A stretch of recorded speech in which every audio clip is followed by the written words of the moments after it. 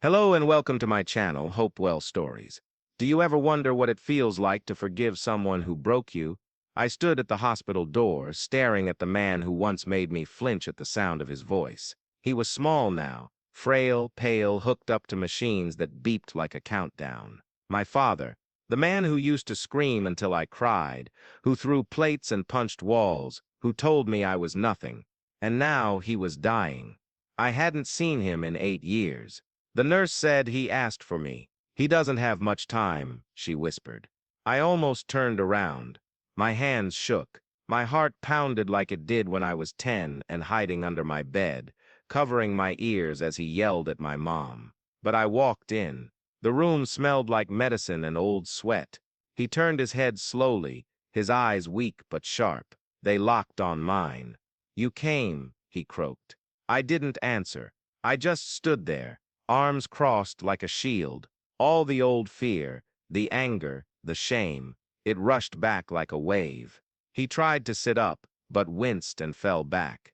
I didn't think you would. I stayed silent. He looked down at his hands, hands that had slapped me, grabbed me, thrown things. Now they trembled like leaves. I'm sorry, he said. 2 words, so small, so late. I almost laughed. Sorry. After years of silence, after Mom left because she couldn't take it anymore, after I spent my teenage years in therapy, learning how to trust people, how to not jump when someone raised their voice. But he kept talking. I was broken. My father, he was the same, hit my mom, hit me. I thought, that's just how men were, how fathers were. I didn't move, but something inside me cracked.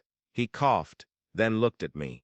I don't expect you to forgive me. I don't deserve it. But I had to say it. Before I go, the machines beeped. The air felt heavy. I thought about the nights I cried myself to sleep. The time he broke my wrist when I talked back. The way he called me worthless, stupid, a failure. I thought about how I believed him. And then I thought about something else.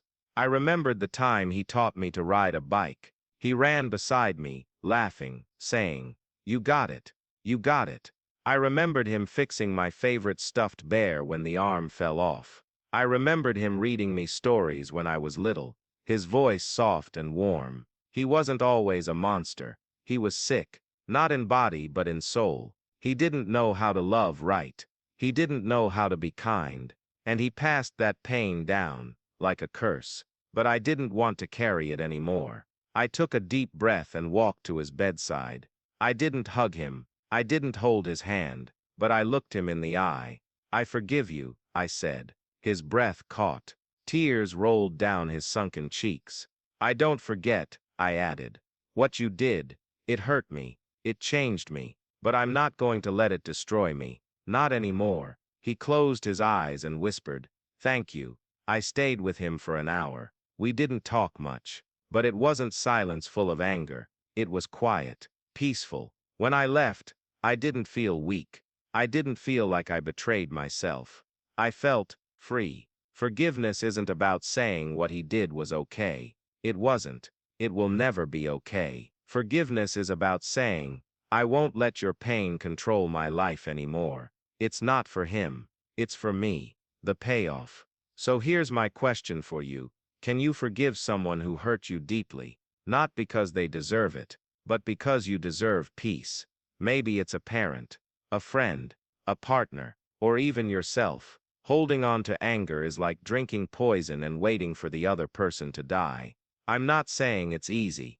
It took me years. Therapy, tears, long nights asking, why? Why did he do this? But one day I realized I didn't have to understand to let go. I forgave my father not because he earned it, but because I needed it. And when he died 3 days later, I didn't cry for the man who hurt me.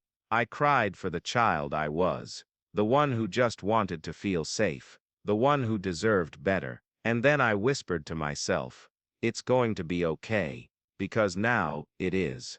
If this story hit home, comment below, "I choose peace." Share this with someone who's carrying a heavy heart. Sue, watch next. I cut off my family. And it was the best decision I ever made. You're not alone, healing is possible, and sometimes, forgiveness is the first step.